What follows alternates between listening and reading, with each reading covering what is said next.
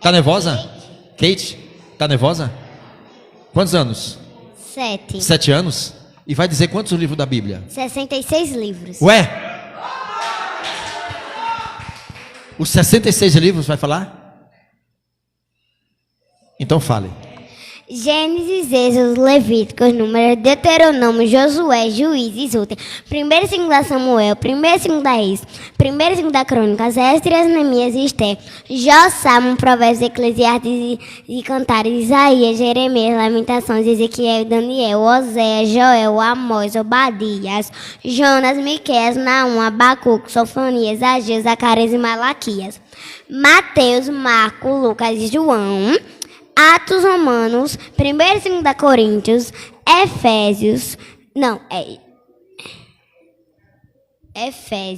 Colossenses, Efésios, Filipenses,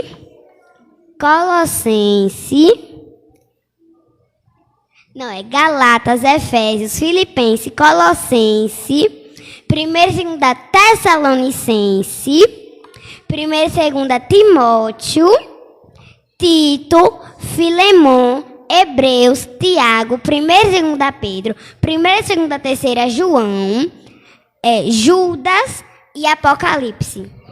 Dá uma salva de palmas para Jesus. Ô glória! Para aí. E agora? É sua vez. Tá nervoso não? Não. Vai falar todos os livros? Vou falar os 66. Hein? Fala no microfone.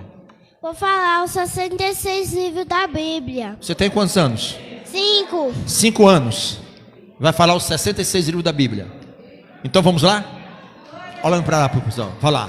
Gênesis, Êxodo, Levítico, Números, Deuteronômio, Josué, Juízes, Rute, 1º e 2 Samuel, 1º e 2 Reis, 1º e 2 Crônicas, Esdras, Neemias, Esté, Jó, Salmos, Provérbios, Eclesiastes, Cantares, Isaías, Jeremias, Lamentações, Ezequiel e Daniel, Oséias, Joel, Amós, Obadias, Jonas, Miqueias, Naum, Abacuque, Sofonias, Ageu, Zacarias, Malaquias, Mateus, Marcos, Lucas e João, Atos, Romanos, Coríntios, Gálatas, Efésios, Filipenses, Colossenses, Tessalonicenses, Timóteo, Tito, Filemon, Hebreus, Tiago, Pedro, João, Judas e Apocalipse de João.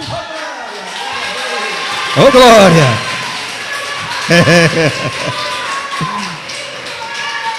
Parabéns. Parabéns. Você sabe algum versículo de qual? Amo ao Senhor, porque Ele ouviu a minha voz e as minhas súplicas. Ô glória! Tá vendo aí, né? Parabéns, Eric. Você tem sido um exemplo para a igreja, viu? Que Deus te abençoe, criança. Pode sentar. Muito obrigado. O Antigo Testamento tem 5 divisões. Quais são elas? Pentateuco. Pentateuco, tá certo, igreja? Pentateuco, são quantos livros? 5. Ok. A segunda divisão. Históricos. Os livros históricos. São quantos? 12. 12 livros. E a terceira divisão? Os poéticos. Livros poéticos. São quantos? Quantos? 5. 5. Ok. A quarta divisão? Profetas maiores. Profetas maiores. São quantos? Quem sabe? Quantos? 5. 5. E agora a quinta e última divisão do Antigo Testamento. São quantos? Profetas menores. Profetas menores. São quantos? 12. Então vamos lá agora, de Gênesis a Apocalipse, rapidinho. Gênesis, Êxodo, Levítico, Número, Deuteronômio, Josué, Juízes, Rute, 1º e 2 Samuel, 1º e 2 Reis, 1º e 2 Crônicas, Esdras, Neemias, Esté, Jó, Salmos, Provérbios, Eclesiastes, Cantares, Isaías, Jeremias, Lamentação, Ezequiel e Daniel, Oséias, Joel, Amós, Obadias, Jonas, Miqueias, Naum, Abacuque, Sofonias, Ageu, Zacarias e Malaquias. Mateus, Marcos, Lucas, João, Atos, Romanos, 1 e 2 Coríntios, Gálatas, Efésios, Filipenses, Colossenses, 1 e 2 Tessalonicenses, 1 e 2 Timóteo, Tito, Hebreus, Judas, Tiago, 1 e 2 Pedro, 1, 2 e 3 João, Judas e Apocalipse. Uma salva de palmas para Jesus. Muito obrigado. Pode ficar aí. E agora? Quantos livros tem a Bíblia total? 66. 66. Você sabe o 66? Só o antigo? Então vamos lá. Gênesis, Êxodo, Levítico, Número, Deuteronômio. Gênesis, Êxodo, Levítico, Número, Deuteronômio, Josué, Juízes, Ruth. 1 e 2 Samuel. Não. Gênesis, Êxodo, Levítico, Número, Deuteronômio, Josué, Juízes, Ruth. 1 e 2 Samuel, 1 e 2 Reis, 1 e 2 Crônicas, Êxodo, Neemias, Esté, Jó, Salmos, Provérbios, Eclesiastes, Cantais, Isaías, Jeremias, Lamentações, Ezequiel e Daniel, Oséias, Joel, Amós, Obadias, Jonas, Miqueias, Naum, Abacuque, Sofonias, Ageu e Malaquias.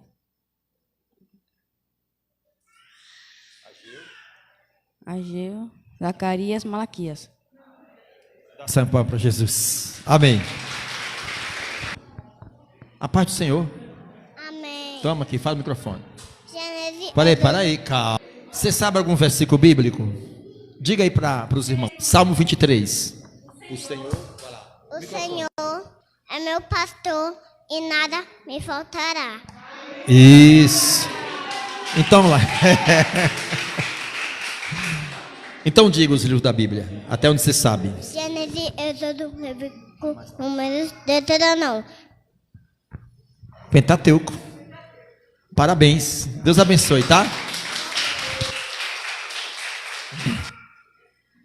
Ensina os teus filhos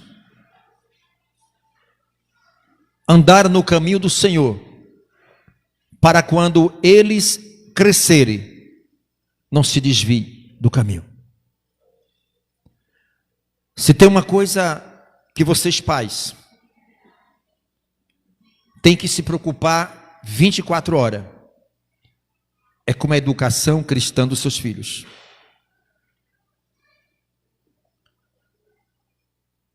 A palavra diz que os nossos filhos são herança de quem? Do Senhor. Vamos cuidar da herança que Deus nos deu. Estimule as suas crianças a palavra de Deus. Por que essas crianças estão aprendendo e falando facilmente os 66 livros da Bíblia? Porque tem por trás um pai, uma mãe que se preocupa com o filho, que está investindo no seu filho. Sabe quando esses filhos vão esquecer? Nunca.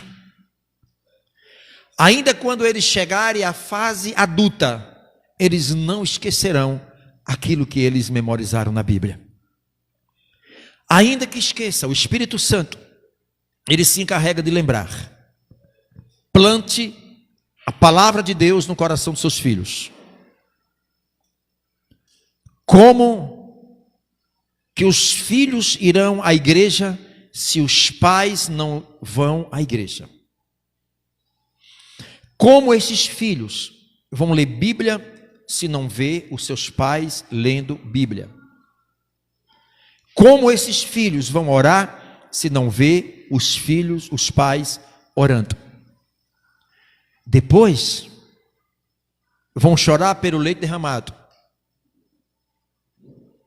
Se vocês não implantaram nos seus filhos, principalmente os filhos pequenininhos, ensine a eles a importância da igreja, a reverência e o respeito que tem que ter nos cultos. É agora que você tem que implantar isso. Porque quando eles crescerem, eles vão entender muito bem os limites que foram impostos a eles, o ensinamento na palavra de Deus. Imagina uma mãe que carrega um filho durante 9 meses no seu ventre, com tantos planos e projetos nos seus filhos, e perde a oportunidade de investir nos seus filhos a educação cristã. Cria os seus filhos para quem?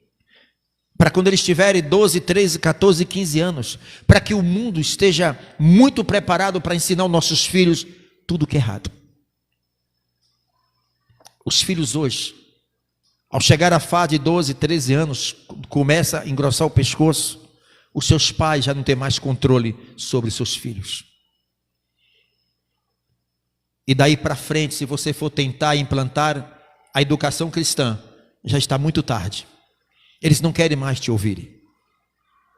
Porque agora estão sendo adotados pelo mundo, ensinado tudo errado através do mundo para eles, para que sejam filhos rebeldes, filhos sem limites.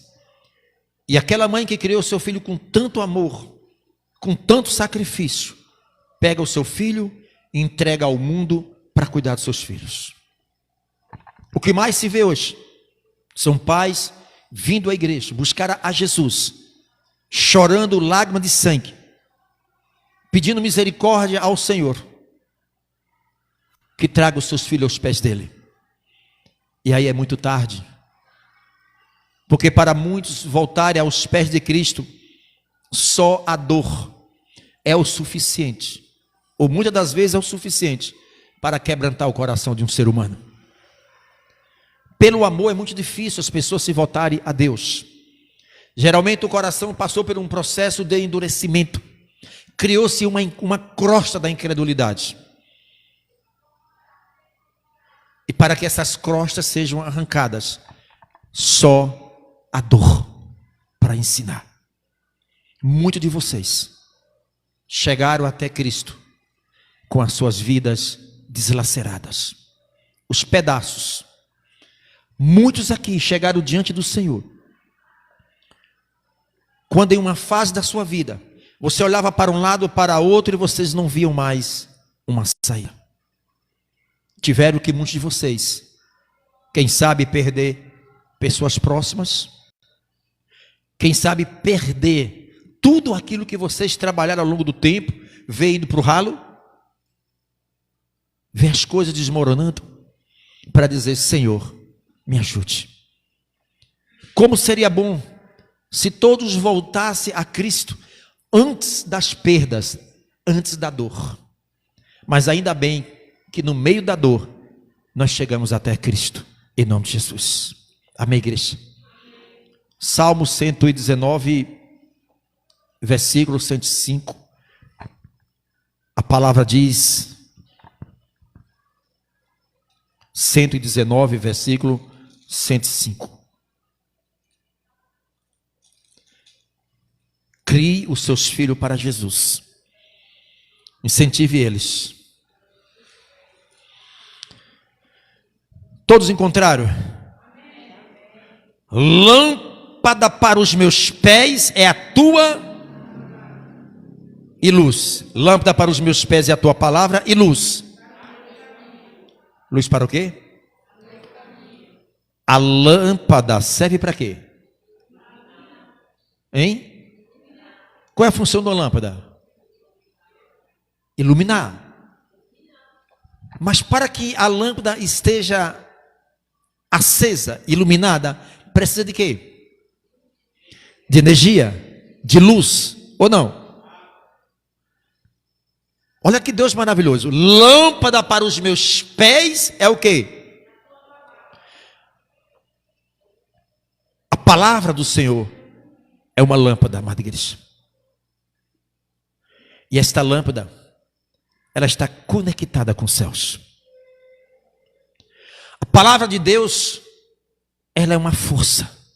Ela é um poder sobre a nossa vida. Lâmpada serve para iluminar.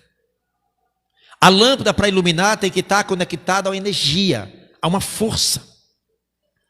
Além da palavra de Deus ser lâmpada, ainda é luz para os nossos. Quem anda à noite, há uma tendência natural de tropeçar, de cair em um buraco. Mas se você tiver com a lâmpada, com a lanterna, com um farol, fica mais difícil, ou não? Imagine agora, além desta lâmpada, ainda o teu caminho está iluminado. Não tem dificuldade, não tem embaraço para aqueles que estão na luz. O maior segredo da vida de um cristão, para que a sua vida brilhe nas trevas, é estar conectado à luz do Senhor. Como é que está esta luz? Como é que está o teu corpo? Digamos que é uma lâmpada. Qual é o brilho dessa lâmpada? É o brilho de uma vela? De um farol de um avião? Como é que está essa luz? Nós somos essa luz, amada igreja. Nós somos essa lâmpada, ela tem que estar ligada a uma fonte de energia, que é a palavra de Deus.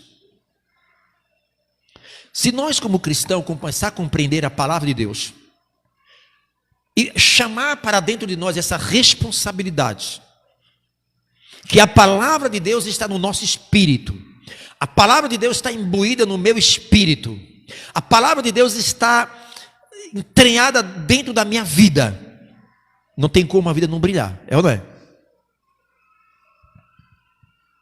Esta luz, ela vai brilhar de acordo com a intensidade de luz. Maior a força, maior a energia, maior é o clarão, é ou não é? Então, se eu chamo isso para dentro de mim nos dias de hoje, que a palavra de mim no meu espírito, ela produz uma luz no meu corpo, na minha vida. Você sabia que a palavra de Deus pode até vitalizar o nosso corpo? Você sabia que o nosso espírito pode nos deixar ou nos rejuvenescer? Sabia que a palavra de Deus pode restaurar toda a nossa vida, do alto da cabeça para os pés?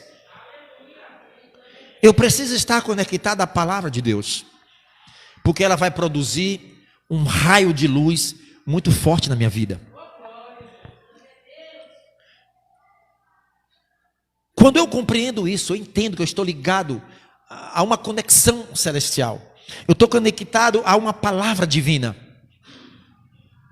Eu estou na palavra. Igreja, está na palavra de Deus é você ter as suas estruturas fortalecidas no Senhor. A palavra de Deus é lâmpada para os meus pés e luz para o meu caminho. Aonde chegar um crente, chegou uma luz. Aonde chega uma luz, as trevas começam a dissipar. Ou não? Existe possibilidade da escuridão, a escuridão chamada trevas, dissipar a luz? Tem como? Tem como a escuridão esconder a luz dessa lâmpada? Por mais escuro que seja, tem como dissipar essa luz? Mas essa luz dissipa o escuro. Se aqui tiver à noite, tudo escuro, e você acender uma lâmpada dessa, vai ficar claro? A intensidade dessa lâmpada, desta luz, é o suficiente para iluminar lá fora? É o suficiente para iluminar toda esta área?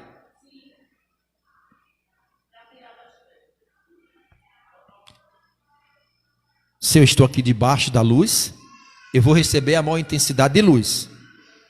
Mas se eu me afastar desta luz, a intensidade desta luz já não vai diminuindo. Por que vai diminuindo? Porque a ausência da luz na minha vida, o que vai chegando na minha vida? Escuridão. Então, se eu chegar a uma distância maior, esta luz já não brilha mais na minha vida. Ela não é o suficiente mais para me iluminar. Naturalmente, eu vou estar nas trevas. Assim é um crente.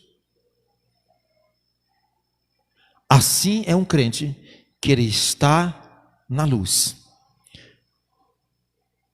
E estarmos na luz é estarmos na palavra de Deus.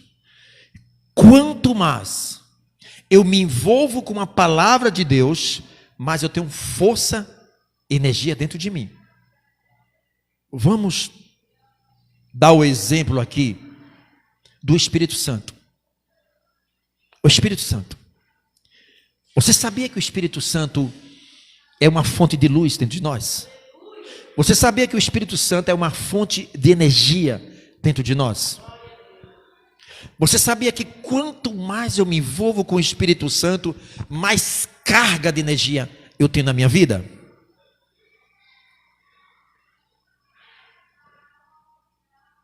A questão é que muitos crentes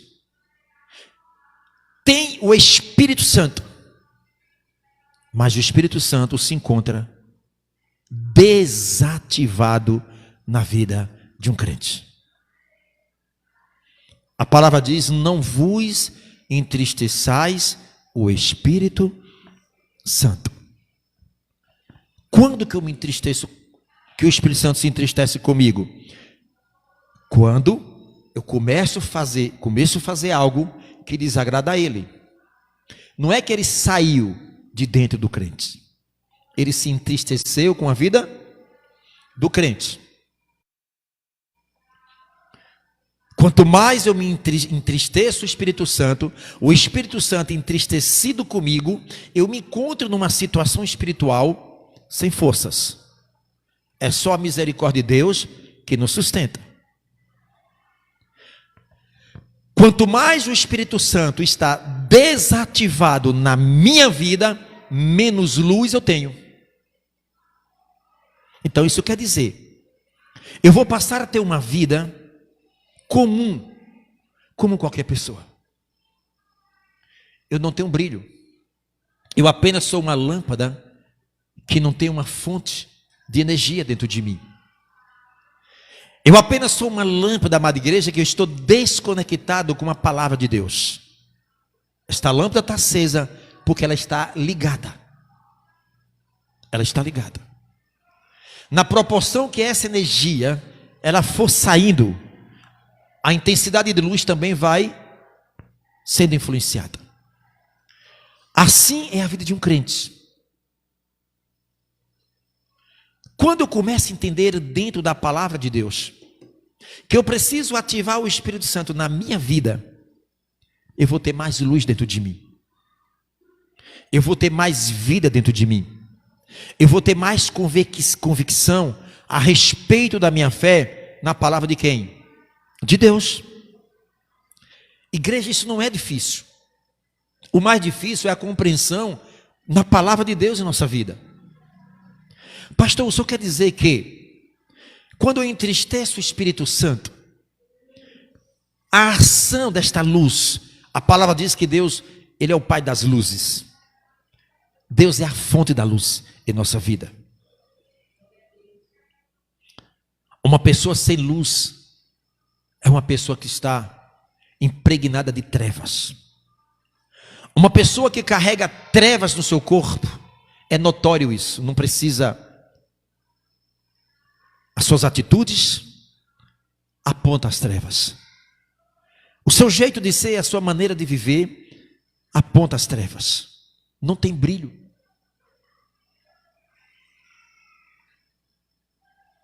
O Espírito Santo, quando nós passamos, amada igreja, a se envolver com o Espírito Santo, Ele também começa a se envolver conosco. Isso quer dizer, se eu me envolver um pouquinho com o Espírito Santo vai se envolver muito comigo ou na mesma intensidade? Uma escala de 1 a 10. Se eu me envolver de 1 a 5 com o Espírito Santo, o Espírito Santo ele se envolve de 1 a 10 comigo na escala? Hein, Adriano?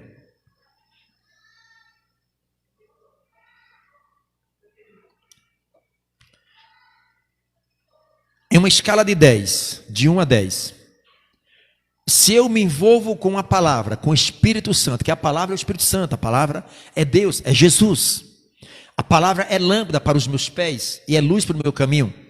Eu tenho luz. De uma escala de 1 a 10. Pode sentar, irmão. De uma escala de 1 a 10.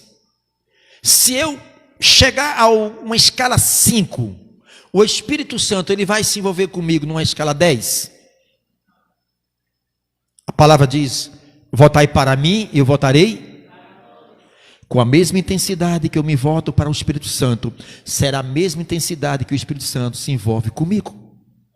Eu não posso querer receber de Deus além daquilo que eu dou para Deus. É muito fácil você querer de Deus aquilo que você não dá para Deus. Então não adianta querer se esforçar para ser santo. Eu tenho que me parecer como um homem de Deus, como uma mulher de Deus, porque isso é um espírito religioso dentro de uma pessoa. Eu tenho que fazer carinha de coitadinho, de santinho, aleluia, para dizer que é santo. Não é isso. A santidade, ela começa em nosso coração. O envolvimento desta luz dentro de nós, a manifestação da luz dentro de nós, está de acordo a uma vida de santificação para com Deus. Sem santificação, nós não veremos a Deus. Puxa mais um pouquinho, sente, e você manuseia, para não ficar na frente do povo. Senta aí no banco então, e manuseia. Observe, igreja. Sem santificação, nós não veremos a quem? Se você quer ver Deus agir na sua vida, é muito simples. Santificação. O processo de santificação é um processo que nasce no nosso coração, chamado renúncia. Ei, renúncia. Se eu não renunciar dentro de mim e me esforçar para isso, amada igreja, eu não consigo entrar em um processo de santificação. E se eu não consigo atingir o nível de santificação, eu não consigo atingir o nível de experiência com Deus e de vida com Deus. Você está vendo por que tem muitos e muitos crentes que não conseguem desenvolver dentro da sua igreja? Por que tem muitos crentes que não conseguem desenvolver a sua vida com Deus lá fora? Por conta de quê? De uma renúncia. Ei, renunciar dói. Renunciar é você dizer não ao pecado. Você pensa que é fácil dizer não ao pecado? A obra de Deus não é difícil, não é complicada. É nós que complicamos as coisas de Deus. Primeiro, eu preciso entender e compreender que a obra de Deus não é feita pelo meu espírito, é feita pelo Espírito de Deus no meu espírito. Porque se eu não entender esta palavra, igreja, eu vou me esforçar para fazer a obra de Deus e eu não vou atingir os objetivos que Deus quer. Porque é o meu espírito que está lutando para fazer a obra de Deus. Quando o homem ele entra numa renúncia total, como uma criança que você coloca no alto e diz para esse bebê: se lance nos meus braços. A criança abre os braços, ele não está preocupado se vai cair, se não vai cair, se é alto. A criança vai lá, fecha os olhos e não é verdade? Se lança, porque confia que o seu pai vai segurá-la. Quando nós pegamos a nossa vida, como se fechasse os olhos, amada igreja, e lançasse nos braços de Deus, Ele cuida de nós. A questão é que o nosso coração está cheio de dúvida a respeito de Deus. Se nós não tivermos cuidado com o nosso coração, ele vai nos enganar até mesmo dentro da igreja o tempo todo. Não sejam enganados pelo teu coração. A obra de Deus não precisa que ninguém ajude. Deus não precisa de ajudador. Quem precisa somos nós. Não procure e não tente remendar a obra de Deus, Ele não precisa de nós. É nós que precisamos. Uma das coisas que tem levado o coração de muitos crentes ao endurecimento é como diz a Bíblia: quando ouvires a voz do Senhor teu Deus, não vos endureçais o vosso. Está aí o segredo: coração endurecido. Porque eu acho que Deus precisa de mim. Deus necessita de mim. O coração traiçoeiro é o nosso. Igreja, vocês não têm ideia quantos pastores, quantos grandes homens de Deus já saíram do altar, já caíram, por simplesmente se achar. Hein? Simplesmente, irmã Lígia, por se achar. Você sabe que Davi, ele venceu todas as batalhas. A única que ele foi derrotada foi aquela que ele não foi. Ele se achou. Cuidado com o teu coração. Nos engana 24 horas. A palavra diz: tudo o que tem que guardar, guarde o seu coração, porque é dele que procede a vida ou a morte.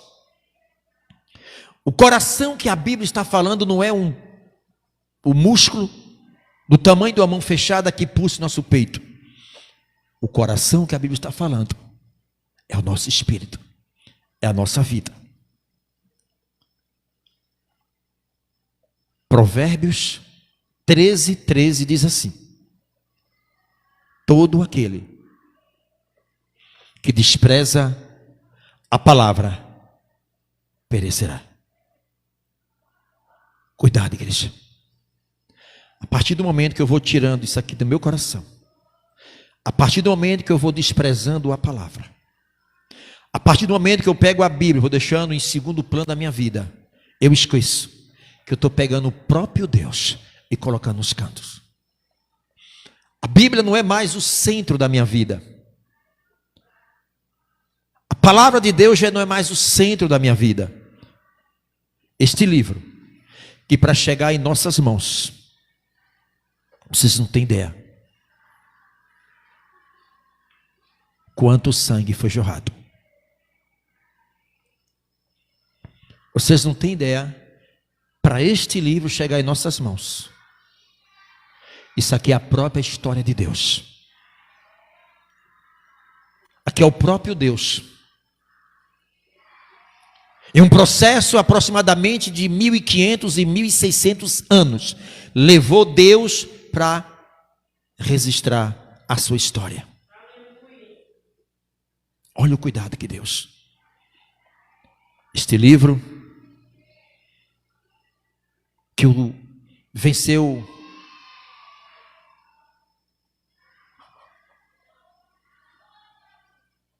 o tempo, superou o tempo.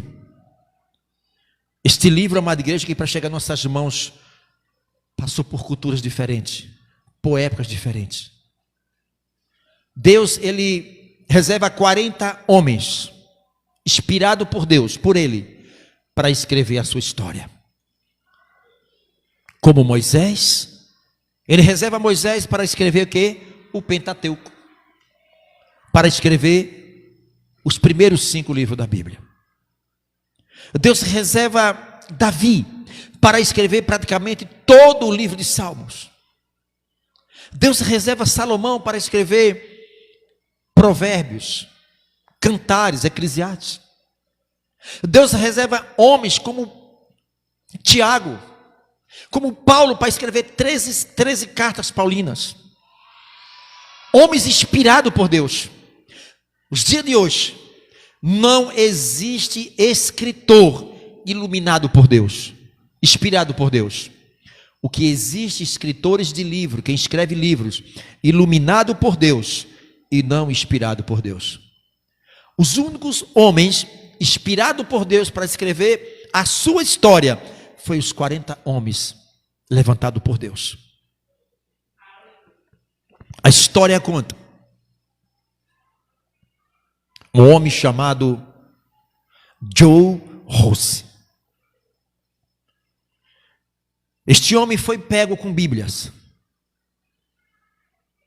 E fizeram das Bíblias a sua fogueira.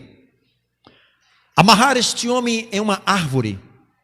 E colocaram no pé da árvore todas as Bíblias que foram pegas com esse homem chamado Joe Rossi. E tocaram fogo na Bíblia. Aquele homem, no meio daquele fogo, sendo queimado vivo, ouvia-se uma voz no meio do fogo que dizia: hoje vocês matam um ganso, mas amanhã surgirá um cisne. Ele estava profetizando Martinho Lutero. Martinho Lutero.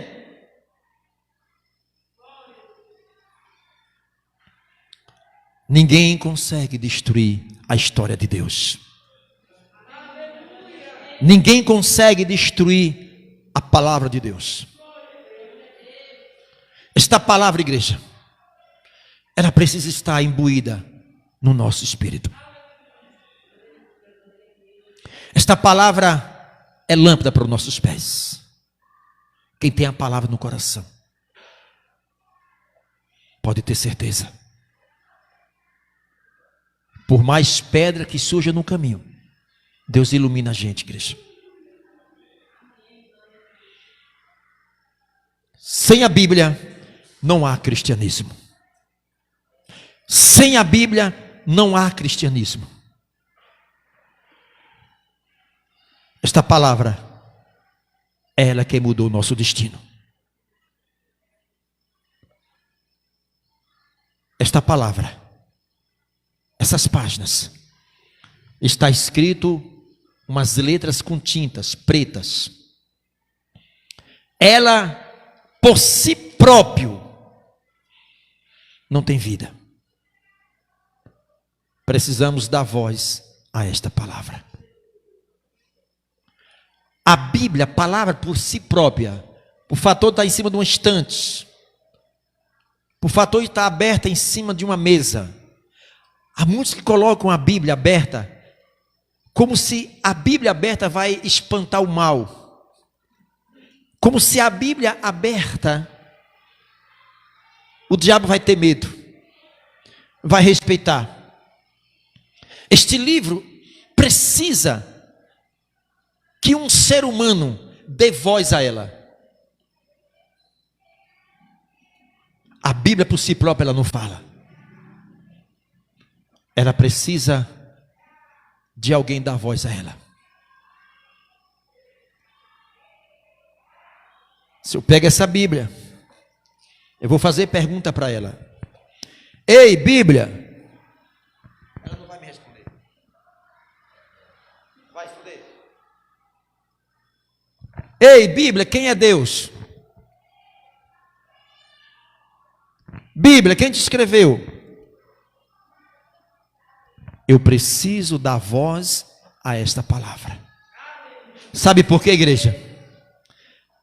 Porque aqui não é simplesmente uma palavra. Aqui é espírito. E ela só pode ser entendida através do espírito. A palavra diz que os verdadeiros adoradores me adorem em espírito e em verdade. Este livro é tão santo e sagrado que o homem natural não compreende. Nem você, crente, ao ler este livro de qualquer maneira, naturalmente, vocês não vão entender nada. Até para você ler esse livro, precisa que nós preparamos o nosso coração. Precisamos que nós cuidamos do nosso coração. Precisamos, amada igreja, para ouvir a voz do Senhor nosso Deus. estejamos em uma só conexão entre nós e Deus, o nosso espírito. Mas talvez existem barreiras do nosso caminho que impede a nossa conexão com Deus. É o pecado. É a única barreira que impede com que nós venhamos ouvir a voz de Deus. Esse livro é santo. A palavra diz: sede santo como eu sou.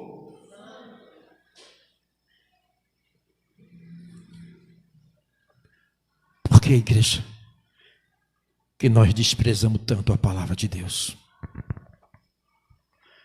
Porque quando nós lemos qualquer livro, se perguntar daqui a um ano, você sabe o que você leu. E porque você lê a Bíblia, um capítulo, e pergunta meia hora depois, você não sabe explicar mais. Porque a Bíblia diz que o homem natural não compreende a minha palavra.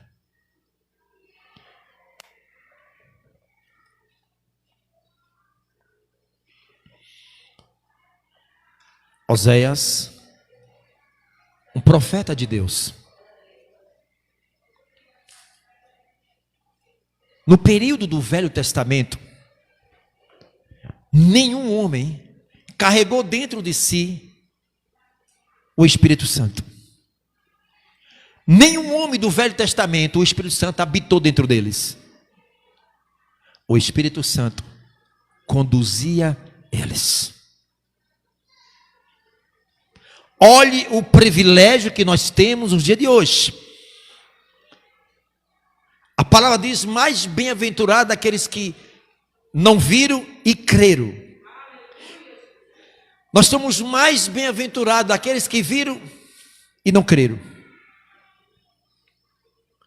Nós temos o privilégio, através da morte de Jesus na cruz, de habitar dentro de nós o Espírito Santo, que nos guia, que nos convence do pecado, que nos fortalece. A causa de muitos de vocês e nós ainda não está lá no mundo, é porque o Espírito Santo está nos sustentando. Ele está te sustentando. A misericórdia de Deus, que o Espírito Santo está nos sustentando ainda, igreja.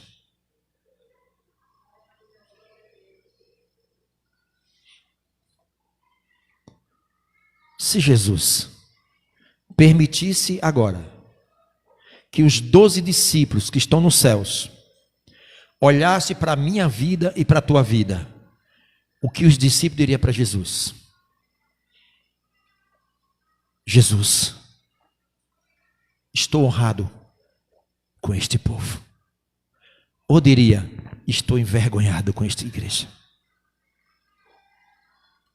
Se os discípulos pudessem ver a gente agora, olhar a nossa trajetória de vida, o estado que nós estamos, eu não tinha dúvida que os discípulos, eles estariam chorando, envergonhados com o nosso estilo de vida aqui nessa terra.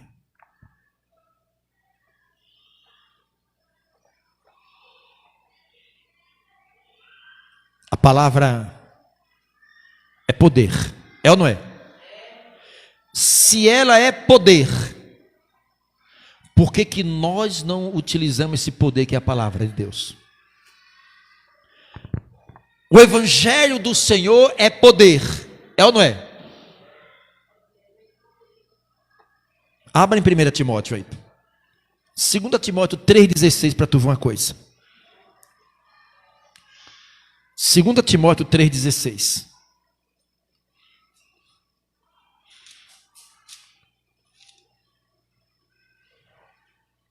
Segunda Timóteo 3,16.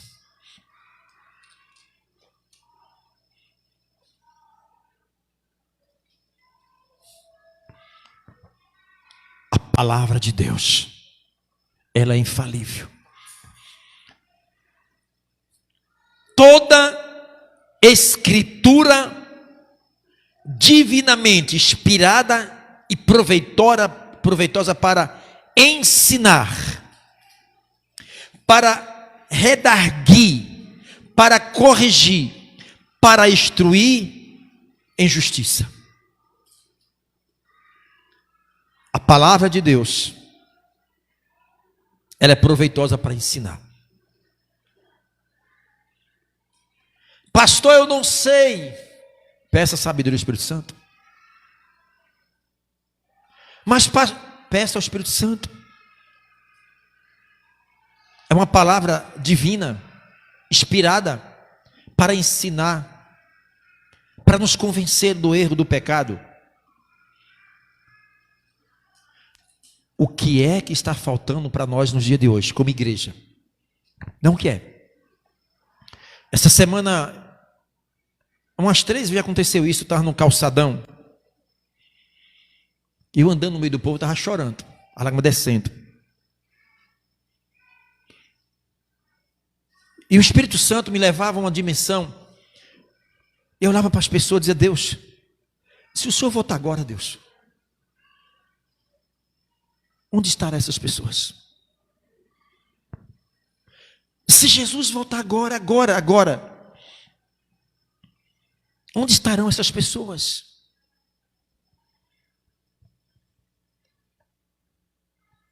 Nós podemos fazer alguma coisa, igreja. A palavra de Deus queima o nosso coração, igreja. A palavra de Deus incomoda o nosso coração. A palavra de Deus é ela que vai nos levar a uma dimensão espiritual, em um equilíbrio espiritual tão grande, que aquele pecado que para você era tentação, hoje é um repúdio para você. Eu já dei alguns exemplos às vezes aqui. Quem já fumou aqui? Já fumou, Daniel? Cigarro normal? Charuto, boró. Já boró também? Cigarro normal. Júlio nunca fumou? Quem já fumou boró aqui? Quem já usou droga aqui? Maconha, quem já usou? Já usou maconha. Você passa numa rua, você não vê a pessoa fumando maconha, mas quando sente o cheiro da maconha, lhe atrai? É a tentação? Ok. Observa uma coisa. Ele fumava maconha. Se hoje ele sentiu o cheiro de uma maconha, essa maconha não é mais uma tentação para ele. Essa maconha agora é um repúdio dentro dele. Quer dizer, ele está liberto da maconha. Você que bebia, só em você sentir o cheiro da bebida, já lhe dá uma náusea. Pode beber ao teu lado, aquilo para você não é mais a tentação. Aquilo para você já é um sentimento. Até o ambiente você sente mal. Se você estiver em um lugar de pessoas que estão bebendo, aquele lugar não é mais uma tentação para você. Aquele lugar já é um repúdio. Você já se sente sujo. Você não se sente bem naquele ambiente. Você quer sair. Porque não é mais o teu ambiente. Você cresceu espiritualmente em razão daquela situação. Aquilo que te tentava não é mais tentação para você, já é um repúdio para você. Imagine agora, o pecado na sua vida, todos eles, está nesse mesmo nível de repúdio. O pecado não é mais a tentação para você. Por que, igreja? Porque você cresceu tanto espiritualmente, você chegou a um nível espiritual, você galgou um nível de espiritualidade tão grande, amada igreja, que você já se sente mal no pecado. Não é que o pecado lhe atrai, já tem um repúdio de você. Vocês estão compreendendo, igreja, o que Deus está falando? Quando isso acontece naturalmente, obra do Espírito Santo, aquilo não é mais um esforço seu. Ai, não fume perto de mim que eu estou morrendo de vontade para fumar. Não é mais. Você já cresceu espiritualmente a esse nível do pecado não ser mais tentação para você. Ok? Este nível agora, que o diabo sabe que você está nesse nível, que esses pecadinhos que tanto lhe fez lhe destruir, lhe trazer tanta sujeira, não é mais tentação para você, não se preocupe. O diabo ele não vai te usar mais naquele pecado. Ei, você acha que o diabo vai usar um maconheiro, um viciado em maconha, para tentar ir sua casa aí? Ele sabe que não vai. É ou não é?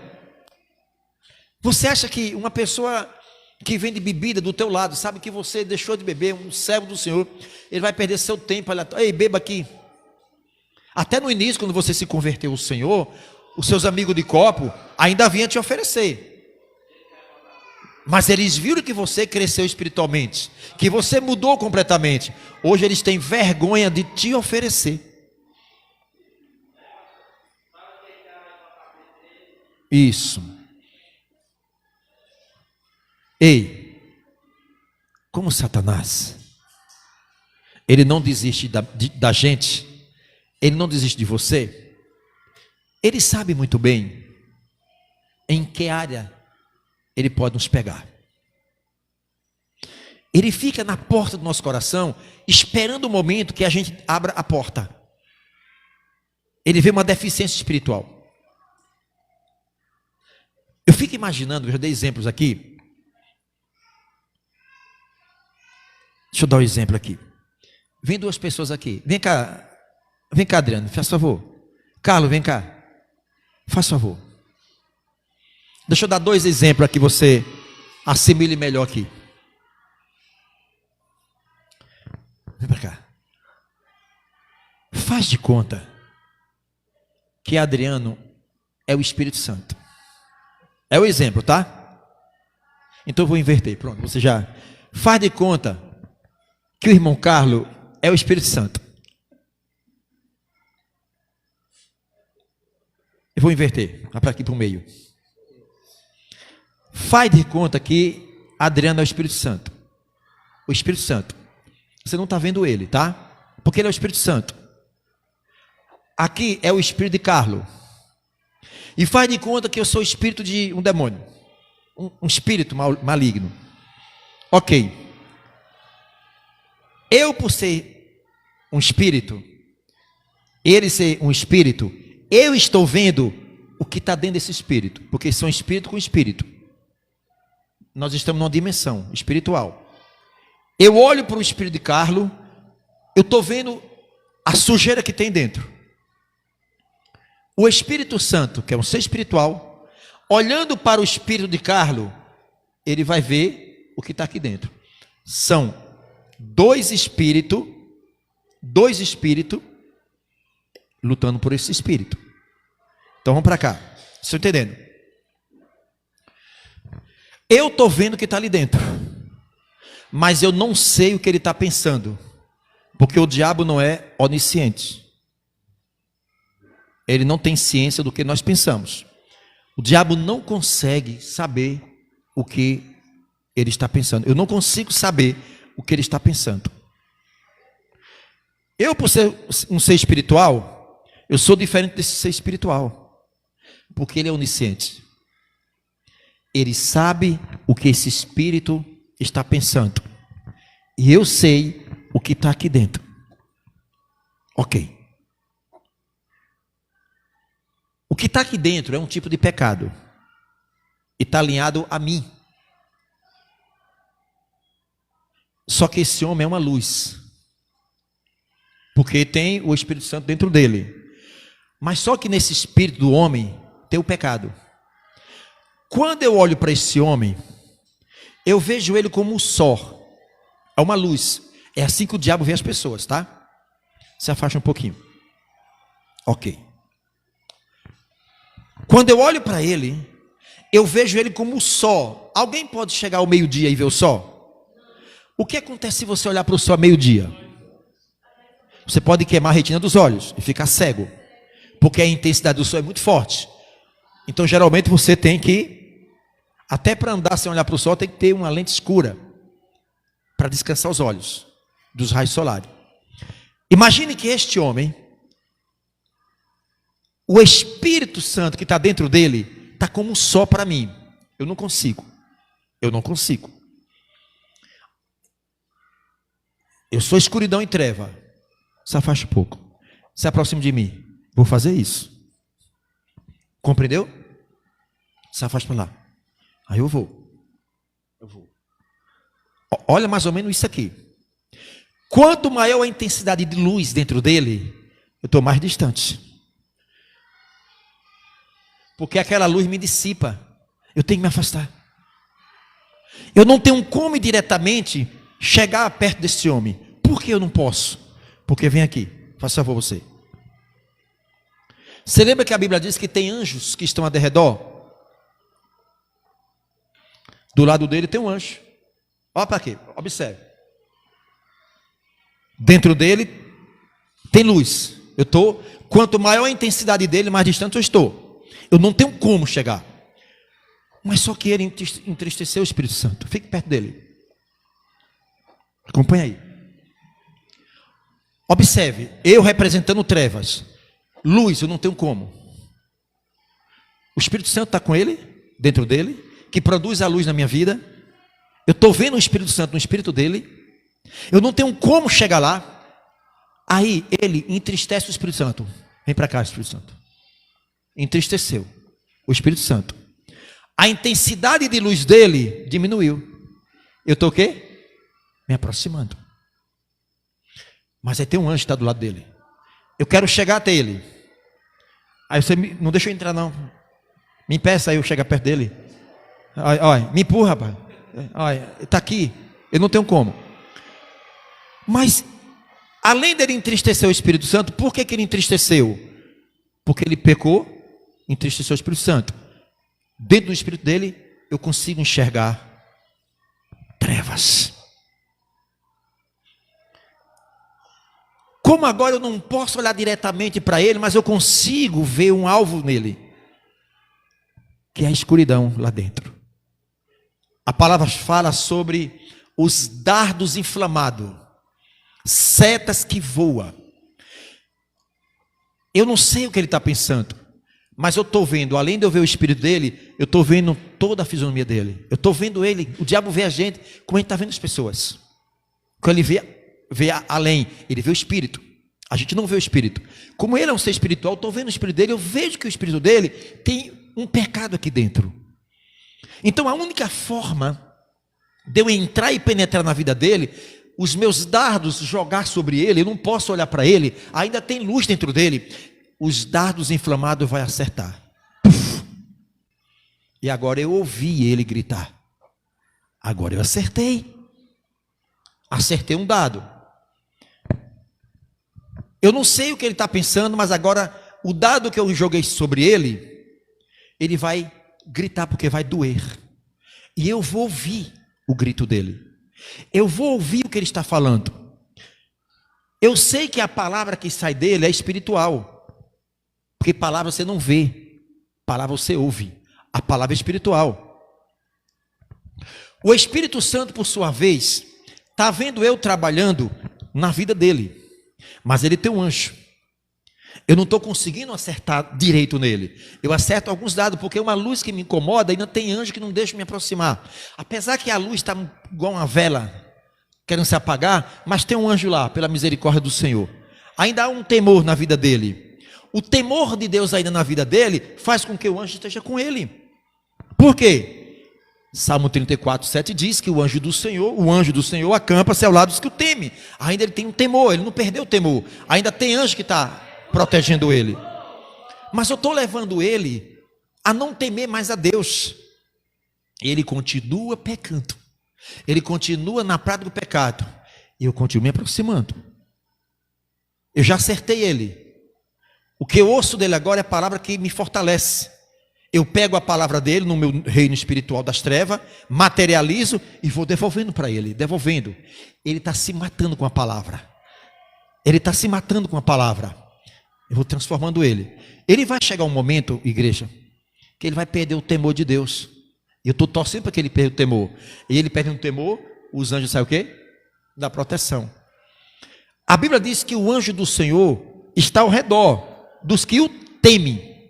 Como ele não teme mais, o anjo não pode mais fazer nada. Eu agora estou atuando aqui. Porém, o Espírito Santo ainda está no espírito dele, mas entristecido. O Espírito Santo está vendo ele sofrendo. Os anjos, por sua vez, não reconhecem ele no seu sofrimento, porque é ele que está buscando. O anjo, por sua vez, quer uma oportunidade que ele tema a Deus, para que ele venha proteger. Ele perdeu o temor de Deus, o coração está endurecido, mas o Espírito Santo tem a promessa da salvação para ele. O que vai acontecer? A dureza do coração dele vai levar ele a uma morte física. E no momento da sua morte física, o Espírito Santo, mesmo entristecido, se encarregará que ele lembre do Espírito Santo e peça misericórdia. Em muitos casos, o Espírito Santo está querendo entrar nessa briga, nessa ação, mas está impedido por causa de um livre-arbítrio dentro dele e uma prática do pecado. Ele reconhece e diz, e o pior é que o Espírito Santo está me vendo, demônio vendo, matando ele, você não pode fazer nada. O Espírito Santo diz, filho, eu não posso fazer nada por você. Eu não posso. Você está numa prática, você tem que se arrepender. Aí na hora que ele reconhece, se arrepende, ele se arrependeu. Eu disse, agora eu não posso. Ele rasgou a procuração que me deu. Eu não tenho mais direito de reivindicar a vida dele. Agora se arrependeu, o Espírito Santo vai chegando, eu vou embora, o anjo vai chegando e eu caio fora. Você entendeu mais ou menos essa dinâmica, como é que é? Por isso que diz a Bíblia, de que se queixará o homem? O período que ele passou sofrendo, não foi o Espírito Santo que foi responsável. O anjo não poderia estar mais, porque o anjo obedece à voz do Senhor. Salmo 103:20, que o anjo excede em força e poder para cumprir as ordens do Senhor e ouvir a sua voz. Então, o anjo vai ouvir a voz do Senhor, porque ele não está temendo mais a Deus. O anjo saiu tudo, ficou sozinho. Só que em determinados casos, quando o Espírito Santo vem, é para levar a alma dele para os céus, porque o corpo pagou o preço. Entende agora, igreja? Pode sentar. Entendeu mais ou menos a dinâmica? Como é que é a vida do crente? Entristecer o Espírito Santo, você está sozinho. Eu quero ver você sozinho. Como é que você vai vencer aí fora? Não lute sozinho. Ei, não lute sozinho. Não perca seu tempo. Não lute só. A palavra de Deus, só ela, que é lâmpada para os meus pés. Agora enxergo o caminho, está claro. Eu estou vendo as trevas, os buracos, as pedras. Eu estou no claro. E quem está no claro, minha irmã? Você já viu uma pessoa que anda no dia, um sol como está aqui brilhando? Você vai ver um buraco na sua frente, tu vai cair. Só se for louco. Você vai desviar. Além dos seus pés que são lâmpada, ainda os seus caminhos iluminados. Não tem como errar o caminho quem está na luz. Cresçam espiritualmente. Através de vocês, o Espírito Santo, Ele quer fazer o que Ele fez na vida dos discípulos. Assim diz a palavra.